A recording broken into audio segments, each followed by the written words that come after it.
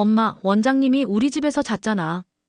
8살 준호의 천진난만한 말 한마디가 윤가영의 세상을 산산조각 냈다. 그날 밤 가영은 잠들지 못하고 천장을 바라보며 생각했다. 자신이 모르는 사이에 무슨 일이 벌어진 것일까? 3개월 전. 어머니, 준호가 수학을 정말 잘해요. 특별히 신경 써드릴게요.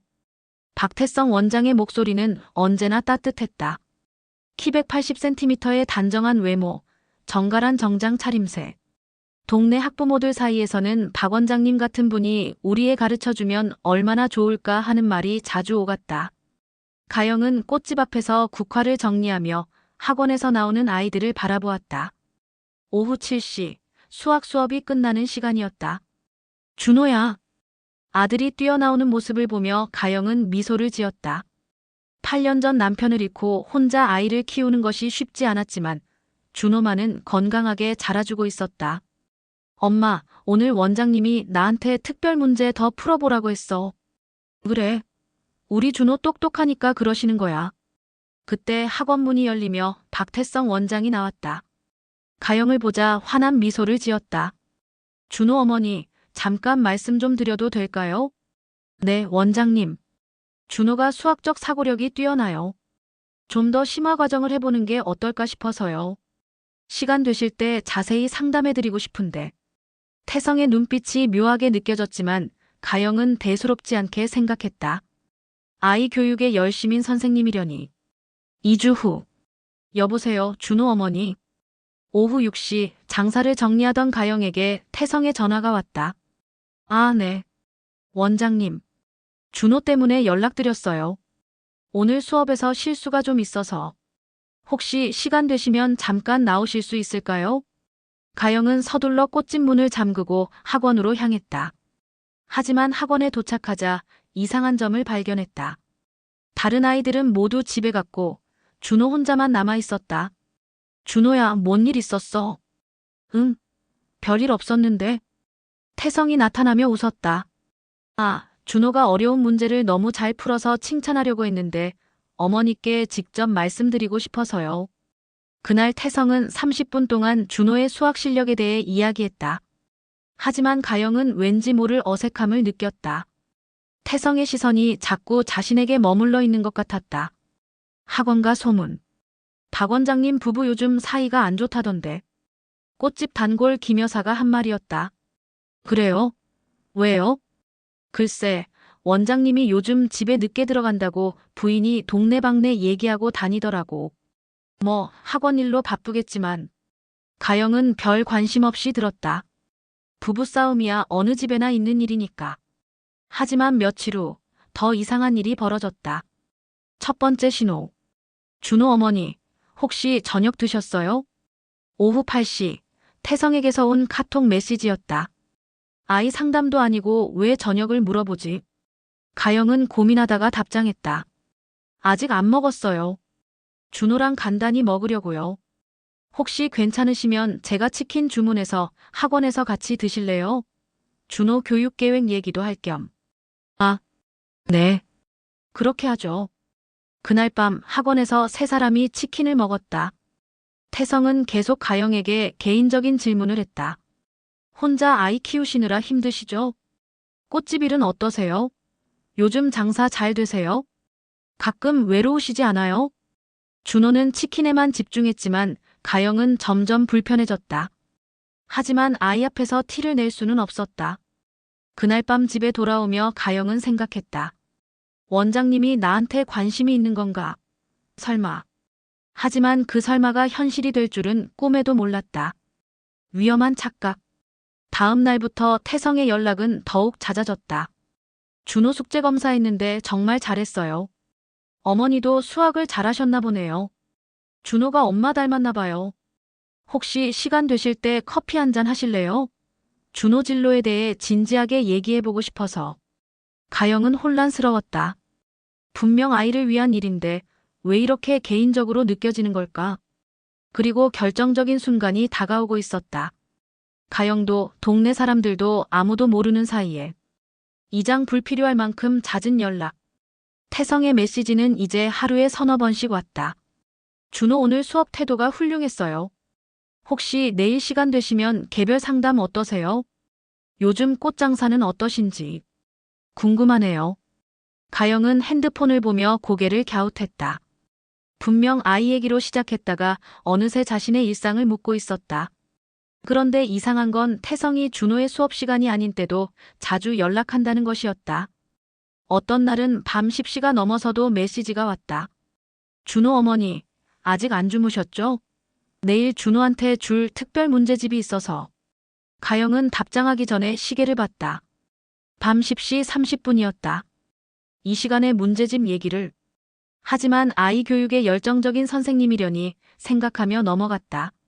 며칠 후 태성은 더 대담해졌다. 혹시 토요일에 시간 되시면 교육 박람회에 같이 가시겠어요? 준호 같은 영재들을 위한 프로그램들이 많이 나온다던데. 가영은 잠시 망설였다. 토요일은 꽃집 매출이 가장 좋은 날이었다. 죄송한데 토요일은 가게가 너무 바빠서. 아, 그러시겠네요. 그럼 일요일은 어떠세요? 준호도 같이 가면 교육적으로 도움이 될 것 같은데. 일요일이라니. 가영은 뭔가 이상함을 느꼈다. 교육 박람회가 일요일에도 열리나? 그날 밤 가영은 인터넷으로 교육 박람회 일정을 검색해봤다. 그런데 토요일, 일요일에 열리는 박람회는 찾을 수 없었다. 설마 거짓말을? 가영의 마음속에 처음으로 의심의 씨앗이 뿌려졌다. 수상한 변명들. 다음 날 오후 꽃집에서 장미 포장을 하던 가영에게 태성이 전화를 걸어왔다. 준호 어머니, 지금 어디세요? 가게에 있어요. 왜요? 아, 그냥. 혹시 점심은 드셨나 해서요. 가영은 시계를 봤다. 오후 3시였다. 네, 먹었어요. 그렇군요. 저는 아직 못 먹었어서. 혹시 근처에 맛있는 식당 아시나요? 원장님이 왜 나한테 식당을 물어보지? 원장님, 학원 근처에 식당이 많지 않나요? 아, 그쪽 음식은 질려서. 가끔은 다른 곳에서 먹고 싶어서요.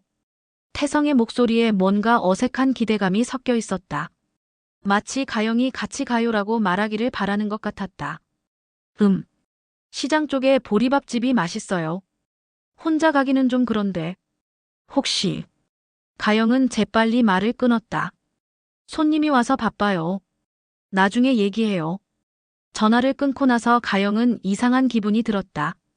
분명 처음에는 점심 얘기였는데 왜 자꾸 같이 가자는 분위기로 흘러가는 걸까?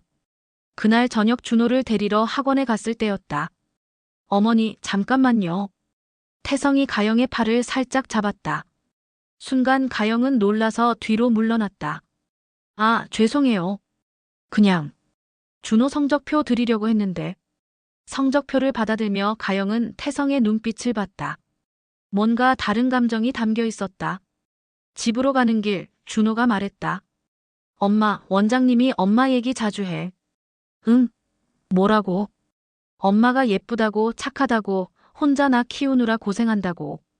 가영의 걸음이 멈췄다. 그런 얘기를 너한테 했다고. 응. 그리고 엄마가 외롭지 않냐고도 물어봤어. 가영의 얼굴이 굳어졌다. 8살 아이한테 그런 질문을 한다는 것이 말이 되나? 그날 밤 가영은 잠을 이루지 못했다. 태성의 행동들을 하나씩 되짚어보니 모든 것이 수상해 보였다. 너무 잦은 연락, 개인적인 질문들, 아이를 통해 전해지는 메시지들. 설마 원장님이 나한테. 하지만 가영은 고개를 흔들었다. 아직은 확신할 수 없었다. 단지 친절한 선생님일 수도 있지 않을까? 그런데 며칠 후 결정적인 증거가 나타났다. 삼장 동네에서 목격한 장면. 어머, 가영씨. 목요일 오후 시장에서 꽃을 떼러 온 가영을 부른 건 같은 아파트에 사는 이순자 아주머니였다. 안녕하세요, 아주머니. 어머, 그런데 요즘 준호 학원 원장님이랑 친해지셨나 봐요? 가영은 꽃다발을 정리하던 손을 멈췄다. 예? 무슨? 어제 오전에 봤는데 원장님이 우리 아파트 앞에서 서성이시더라고요. 뭔가 기다리는 것 같던데. 아, 그냥 산책하신 거 아닐까요? 산책이요? 30분 넘게 가영 시내 동 앞에만 계셨는데. 가영의 심장이 쿵 떨어졌다. 그러셨나요? 네. 그래서 뭔가 일 있나 싶어서 내려가 보려고 했는데 원장님이 먼저 가시더라고요. 혹시 가영 씨한테 꽃 주문하려고 오신 건가요? 가영은 대답할 수 없었다. 자신은 그런 주문을 받은 적이 없었다. 집으로 돌아오는 길, 가영은 계속 뒤를 돌아봤다. 혹시 태성이 따라오고 있는 건 아닐까? 그날 저녁 태성에게서 문자가 왔다. 오늘 오후에 꽃집 앞을 지나가다가 계시지 않아서 아쉬웠어요. 꽃 주문하려고 했는데. 가영은 핸드폰을 쥐고 있는 손이 떨렸다. 순자 아주머니 말이 맞았다. 태성이 정말 자신을 찾아다니고 있었던 것이다. 이틀 후 또 다른 목격담이 나왔다.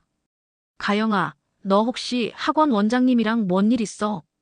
꽃집 단골인 박미숙이 심각한 표정으로 물어왔다. 아니요, 왜요? 화요일 저녁에 봤는데 원장님이 너희 집 앞 편의점에서 맥주 마시고 있더라. 계속 너희 집 쪽 바라보면서. 편의점에서요? 응. 1시간 넘게 있었어. 나도 궁금해서 지켜봤는데 준호가 학원에서 돌아올 때까지 계셨더라고. 가영은 소름이 돋았다. 그날 저녁 준호가 편의점 아저씨가 나보고 반가워했어라고 말했는데 그게 태성이었던 것이다. 그리고 말인데. 미숙이 목소리를 낮췄다. 원장님 부인이 요즘 동네 사람들한테 이상한 얘기를 하고 다녀. 무슨 얘기요? 남편이 요즘 밤늦게 들어온다고, 핸드폰 메시지도 자주 확인한다고, 혹시 바람 피우는 거 아니냐고 의심한다는 얘기를. 가영의 얼굴이 하얗게 질렸다. 설마 그게 나 때문에? 모르지. 하지만 가영아, 조심해. 요즘 원장님이 너를 보는 눈빛이 좀 이상해. 그날 밤 가영은 커튼을 꼼꼼히 쳤다. 혹시 누군가 밖에서 지켜보고 있을 것 같았다. 하지만 정작 충격적인 사실을 알게 된 건 다음 날이었다. 준호가 학원에서 돌아와서 한 말 때문에. 사장 아들의 한마디. 엄마, 나 배고파. 금요일 저녁 준호가 학원에서 돌아와 투정을 부렸다. 그래, 뭐 해줄까? 라면. 가영은 라면을 끓이며 준호와 이야기를 나눴다. 오늘 학원 어땠어? 좋았어. 원장님이 나만 따로 칭찬해 주셨어. 그래? 뭐라고? 엄마가 정말 좋은 사람이라고, 예쁘고 착하다고. 가영의 손이 멈췄다. 또 자신 얘기였다. 그리고 원장님이 물어봤어. 엄마가 집에 혼자 있을 때 뭐 하냐고. 뭐라고 답했어? TV 보거나 책 읽거나 가끔 울기도 한다고 했어. 가영은 깜짝 놀랐다. 내가 언제 울었다고. 저번에 아빠 사진 보면서 울었잖아. 가영은 라면 끓이는 걸 잊고 준호를 바라봤다. 8살 아이가 그런 것까지 관찰하고 있었다니. 원장님이 또 뭐라고 하셨어? 엄마가 외로우시니까 친구가 필요하실 거라고 했어. 그리고 준호가 갑자기 목소리를 낮췄다. 엄마, 내가 비밀 얘기해도 돼? 무슨 비밀? 원장님이 나한테만 말하라고 했는데. 가영의 가슴이 두근거렸다. 준호야, 어른이 아이한테 비밀을 만들라고 하면 안 되는 거야. 엄마한테 다 얘기해. 원장님이 엄마 핸드폰 번호를 어떻게 알았는지 물어봤어. 그래서 내가 엄마 핸드폰에서 봤다고 했어. 그랬더니 원장님이 좋아하셨어. 가영은 소름이 돋았다. 태성이 자신의 번호를 어떻게 알게 됐는지 확인하고 있었던 것이다. 또 뭐 물어보셨어? 엄마가 남자친구 있냐고. 뭐라고? 없다고 했어. 그랬더니 원장님이 그럼 좋겠다고 하셨어. 가영은 라면 냄비를 불에서 내렸다. 더 이상 요리할 수 없었다. 준호야, 혹시 원장님이 우리 집에 와본 적 있어? 응, 있어. 가영의 심장이 멎을 뻔했다. 언제? 저번 주 화요일. 엄마가 시장 간 사이에. 화요일. 가영은 그날을 떠올려 봤다. 분명 태성한테 시장 간다고 문자를 보냈었다. 뭘 하러 왔는데? 문제집 주러 왔다고 했어. 그런데 문제집은 안 주고 냉장고에서 우유 마셨어. 우유를? 응. 그리고 엄마 방도 구경했어. 가영은 온몸에 소름이 돋았다. 자신이 없는 사이에 태성이 집에 와서 방까지 구경했다니. 또 뭘 했어? TV 보면서 엄마가 언제 오냐고 계속 물어봤어. 그리고 준호가 잠시 멈췄다. 그리고 소파에 누워서 잤어. 가영의 다리에 힘이 빠졌다. 의자에 주저앉으며 물었다. 얼마나 잤는데? 1시간. 엄마 베개 가져와서 냄새 맡기도 했어. 뭐라고? 베개 냄새가 좋다고 했어. 가영은 구토감이 올라오는 걸 참았다. 태성이 자신이 없는 사이에 집에 와서 이런 일을 했다니. 그런데 준호의 다음 말이 진짜 충격이었다. 엄마, 원장님이 내일 또 온대. 뭐? 내일은 엄마랑 같이 저녁 먹고 싶다고 했어. 그래서 내가 엄마가 좋아한다고 했어. 가영은 머리가 어지러웠다. 자신도 모르는 사이에 준호를 통해서 모든 일정이 계획되고 있었던 것이다. 준호야, 엄마가 내일 원장님이랑 저녁 먹는다고 했어. 아니야. 하지만 원장님이 엄마가 외로우시니까 친구가 되어드린다고 했어. 그 순간 가영은 모든 걸 깨달았다. 태성이 지금까지 한 모든 행동들, 잦은 연락, 개인적인 질문들, 집 앞에서 기다리기, 심지어 몰래 집에 들어와서 자신의 흔적을 뒤지기까지. 이 모든 게 계획적이었다. 그리고 8살 준호를 이용해서 자신에게 접근하고 있었던 것이다. 가영은 핸드폰을 들었다. 태성에게서 온 문자가 여러 개 있었다. 준호한테서 들었는데 내일 시간 되시죠? 정말 기대돼요. 오랜만에 좋은 시간 보내실 수 있을 거예요. 가영의 손이 떨렸다. 이제 더 이상 넘어갈 수 없었다. 행동에 나설 때가 왔다. 5장 증거 수집 시작. 가영은 그날 밤 잠을 한숨도 자지 못했다. 태성이 보낸 문자들을 하나씩 다시 읽어보며 스크린샷을 찍었다. 이것들이 증거가 될 수 있을까? 하지만 문자만으로는 부족했다. 더 확실한 증거가 필요했다. 다음 날 토요일, 가영은 꽃집 CCTV를 확인해봤다. 일주일 전 화면을 돌려보니 정말로 태성이 가게 앞을 서성이는 모습이 찍혀 있었다. 오전 10시부터 11시 30분까지 거의 1시간 30분 동안 가게 앞과 길 건너편을 오갔다. 가영이 시장에 간 시간이었다. 미친 사람이네. 가영은 해당 영상을 USB에 저장했다. 그리고 꽃집 단골들에게 하나씩 물어보기 시작했다. 혹시 학원 원장님이 우리 가게 앞에서 서성이는 걸 본 적 있으세요? 아, 있어요. 저번 주에 봤는데 계속 안을 들여다보고 있더라고요. 며칠 전에도 봤어요. 가영 씨 없을 때만 오시던데. 맞아요. 가영 씨 있을 때는 안 와요.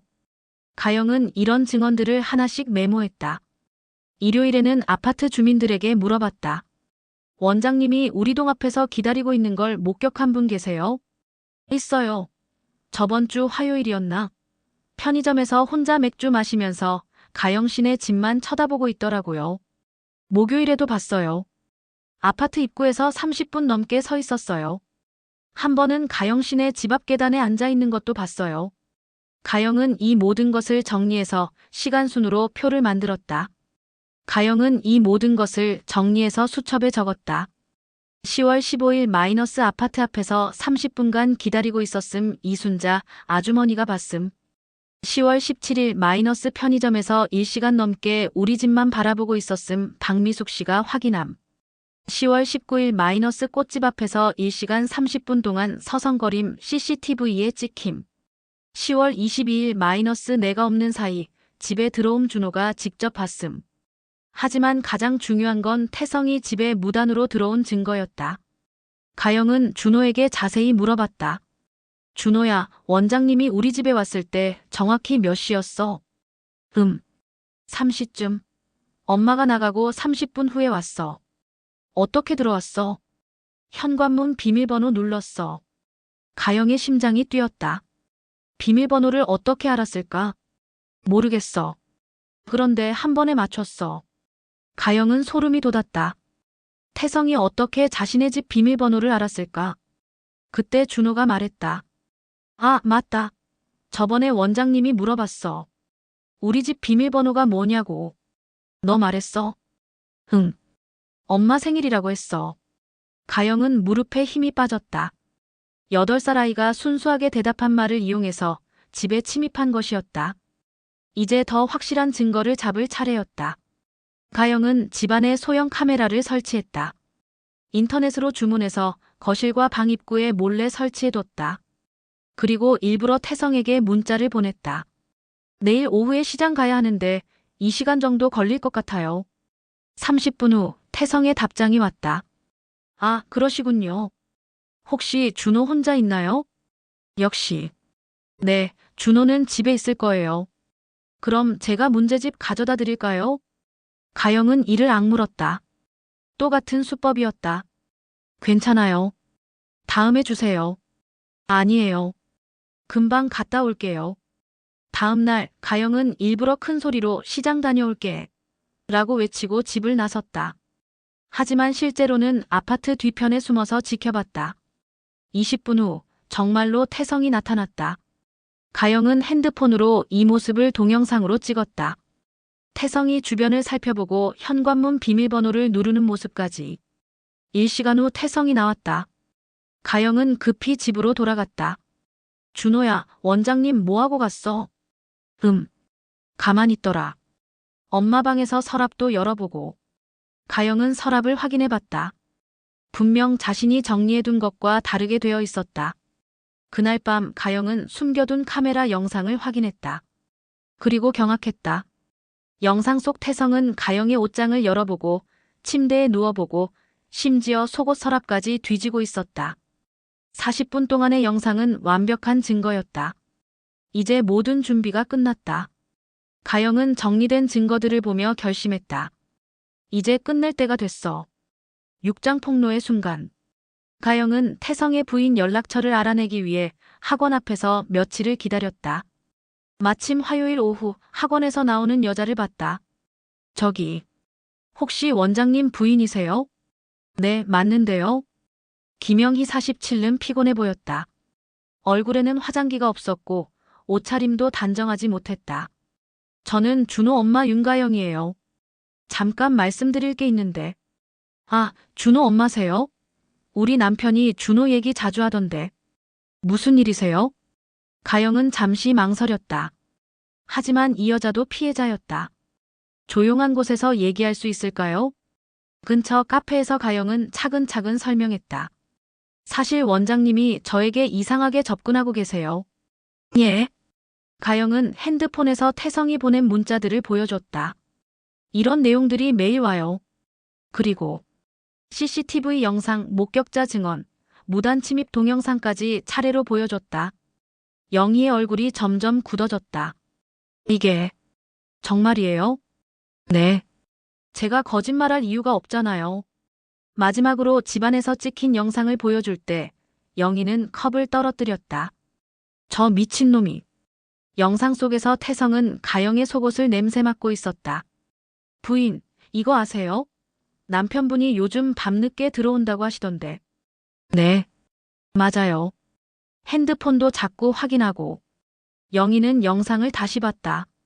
남편이 다른 여자의 속옷을 만지는 모습을. 이 더러운 놈이. 저 때문에 우리 집안이 이렇게 됐구나. 영희의 눈에서 눈물이 흘렀다. 하지만 곧 분노로 바뀌었다. 언니, 이 영상들 저한테 다 보내주세요. 그리고 증거 자료들도요. 네, 보내드릴게요. 오늘 당장 처리하겠어요. 이런 짓을 하고도 가정을 유지하려고. 절대 안 돼요. 그날 저녁 8시, 영희는 태성이 학원에서 수업 중일 때 갑자기 나타났다. 여러분, 잠깐만요. 수업 중이던 아이들과 학부모들이 모두 영희를 바라봤다. 저희 남편이 학부모분을 따라다니고 괴롭혔다는 걸 알려드리려고 왔어요. 학원이 순식간에 술렁였다. 이 사람이 준호 엄마 집에 몰래 들어가서 물건들을 뒤진 걸 영상으로 찍혔거든요. 영희는 핸드폰을 들어올렸다. 태성은 얼굴이 하얗게 질렸다. 여보, 뭔 소리야? 오해가 있는 것 같은데. 오해? 이 영상도 오해예요? 영희가 핸드폰 화면을 돌려서 모든 사람에게 보여줬다. 태성이 가영의 방에서 서랍을 뒤지는 모습이 선명하게 찍혀 있었다. 으악! 한 학부모가 비명을 질렸다. 저런 사람이 우리 아이들을 가르쳤다고. 선생님, 이게 정말이에요? 아이들은 상황을 이해하지 못했지만 어른들의 표정이 심상치 않다는 걸 알았다. 태성은 변명을 시도했다. 잠깐 내 말을 들어봐. 이건 오해야. 나는 그냥 닥쳐요. 영희가 소리쳤다. 3개월 동안 밤마다 누구한테 문자 보냈는지 다 알아요. 윤가영 씨한테 보낸 메시지들 다 봤거든요. 태성은 더 이상 변명할 수 없었다. 증거가 너무 명확했다. 학부모 여러분, 이런 사람한테 아이들을 맡기시겠어요? 한 아버지가 일어나서 소리쳤다. 당장 나가세요. 이런 사람한테 내 아이를 맡길 순 없어요. 학원비 환불해주세요. 경찰에 신고해야겠어요. 학원은 순식간에 아수라장이 됐다. 그날 밤 동네 학부모 단체 채팅방은 난리가 났다. 진짜 충격이에요. 박 원장이 그런 사람이었다니. 준호 엄마 정말 무서웠을 것 같아요. 우리 아이들 다른 학원 알아봐야겠어요. 이런 일이 우리 동네에서 일어나다니 믿을 수가 없어요. 영희는 그날 밤 이혼 전문 변호사에게 연락했다. 남편이 다른 여자를 따라다니며 괴롭힌 증거가 있어요. 이혼 재판에서 제가 유리하게 할 수 있을까요? 네, 충분히 가능합니다. 그런 행동들은 모두 법적 문제가 되니까 위자료도 많이 받으실 수 있어요. 가영은 집에서 이 모든 소식을 들었다. 학부모들이 계속 전화를 걸어와서 상황을 확인해줬다. 가영 씨, 정말 고생 많았어요. 잘 처리하셨어요. 다른 엄마들도 비슷한 일 당할 뻔했는데 가영 씨가 용기 내주셔서 다행이에요. 하지만 가영은 아직 안심할 수 없었다. 태성이 어떤 식으로 반응할지 모르기 때문이었다. 그런데 다음 날 예상치 못한 일이 벌어졌다. 7장 태성의 몰락. 다음 날 아침 일찍 가영의 핸드폰이 울렸다. 준호 엄마세요? 저 박태성입니다. 가영은 소름이 돋았다. 이 상황에서 무슨 염치로 전화를 걸어온 거지? 뭐하러 전화하세요? 제발 한 번만 만나주세요. 오해를 풀고 싶어요. 오해요? 영상까지 나왔는데 무슨 오해예요? 제가 설명드릴게요. 정말 그런 의도가 아니었어요. 가영은 어이가 없었다. 의도가 아니었다고요? 그럼 제 속옷을 냄새 맡은 것도 실수였다는 거예요? 전화 너머로 태성의 한숨 소리가 들렸다. 제가 요즘 스트레스가 심해서 정신적으로 많이 힘들었어요. 그게 변명이 돼요? 한 번만 만나주세요. 무릎 꿇고 사과할게요. 절대 안 만나요. 다시는 연락하지 마세요. 가영이 전화를 끊었지만 태성은 계속 문자를 보냈다. 정말 죄송합니다. 한 번만 기회를 주세요. 제가 미쳤었어요. 아이들 때문에라도 조용히 넘어가 주세요. 마지막 문자를 보고 가영은 화가 났다. 아직도 자기 상황만 생각하고 있었다. 그런데 오후에 더 큰 일이 터졌다. 학원 프랜차이즈 본사에서 감사팀이 내려온 것이었다. 학부모들 신고가 너무 많이 들어와서 긴급 감사에 들어갑니다. 태성은 하루 만에 원장직에서 해임됐다. 계약 위반 사항이 너무 심각합니다. 즉시 계약 해지하고 손해배상 청구하겠습니다. 학원 간판도 그날 바로 내려졌다.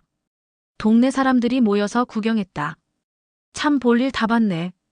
그런 사람이 애들 가르치고 있었다니.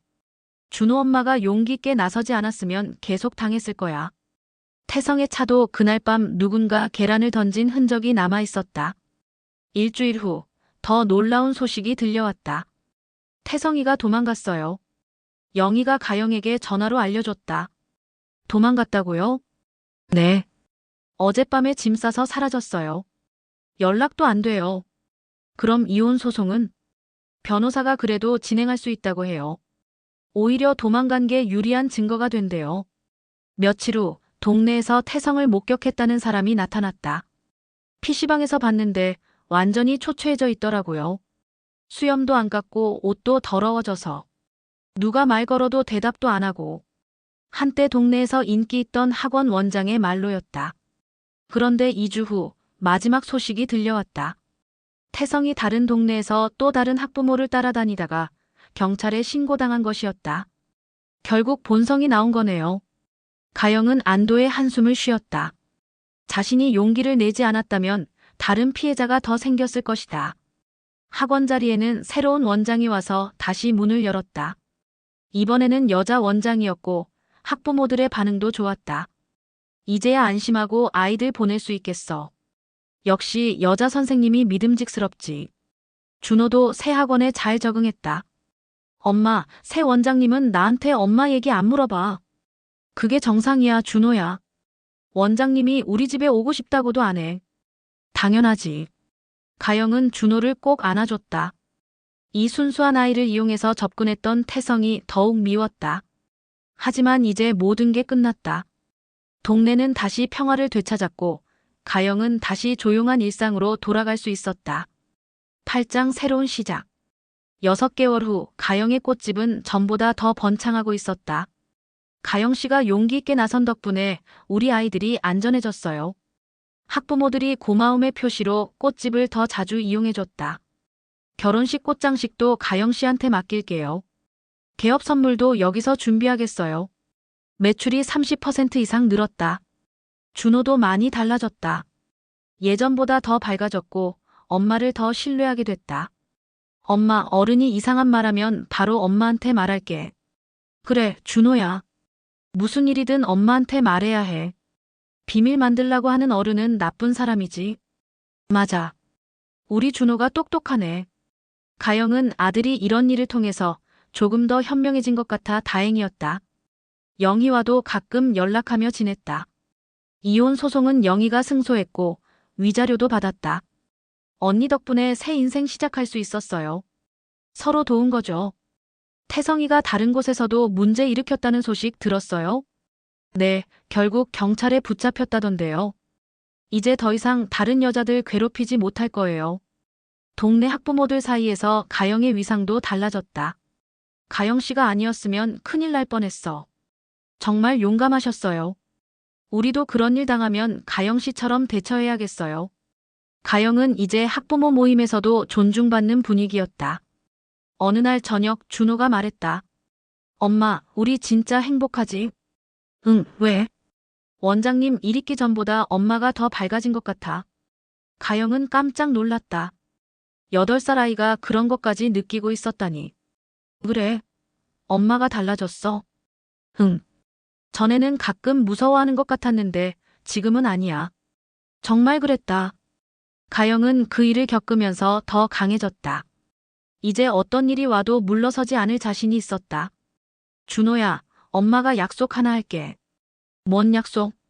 앞으로는 누가 뭐래도 우리를 지킬 거야. 준호와 엄마를. 엄마가 지켜줄 거야? 응. 엄마가 제일 강하거든. 준호가 환하게 웃었다. 엄마 최고야. 그날 밤 가영은 창밖을 바라보며 생각했다. 6개월 전만 해도 자신은 그저 조용히 살고 싶어하는 평범한 홀어머니였다. 누군가 자신을 괴롭혀도 참고 넘기려고 했다. 하지만 이제는 달랐다. 자신과 아들을 지키기 위해서라면 뭐든 할 수 있다는 걸 깨달았다. 그리고 용기를 낸 결과 세상이 더 안전한 곳이 됐다. 다른 엄마들도 이런 일 당하면 나처럼 할 수 있을까? 가영은 언젠가 비슷한 일을 당하는 사람이 있으면 도와주고 싶다는 생각을 했다. 그런 일이 다시는 없어야겠지만 꽃집 간판 불을 끄며 가영은 마음속으로 다짐했다. 앞으로는 누가 뭐래도 아이와 나를 지키겠다. 그 누구도 우리를 함부로 할 수 없게. 그렇게 윤가영의 새로운 인생이 시작됐다. 더 강하고 더 당당한 엄마로서의 인생이. 끝. 1년 후 가영의 꽃집은 동네에서 가장 인기 있는 곳이 됐다. 태성 사건 이후 많은 사람들이 가영을 존경하게 됐고 자연스럽게 단골이 늘어났다. 준호는 새 학원에서 수학 실력을 인정받아 시 대회에서 상까지 받았다. 그리고 무엇보다 엄마를 더욱 신뢰하고 의지하게 됐다. 엄마, 내가 커서 결혼하면 신부 부케는 엄마가 만들어줘야 해. 그래, 세상에서 가장 예쁜 부케 만들어줄게. 가영은 아들과의 대화에서 진정한 행복을 느꼈다. 그리고 가끔씩 혼자 생각했다. 그때 참고 넘겼다면 어떻게 됐을까?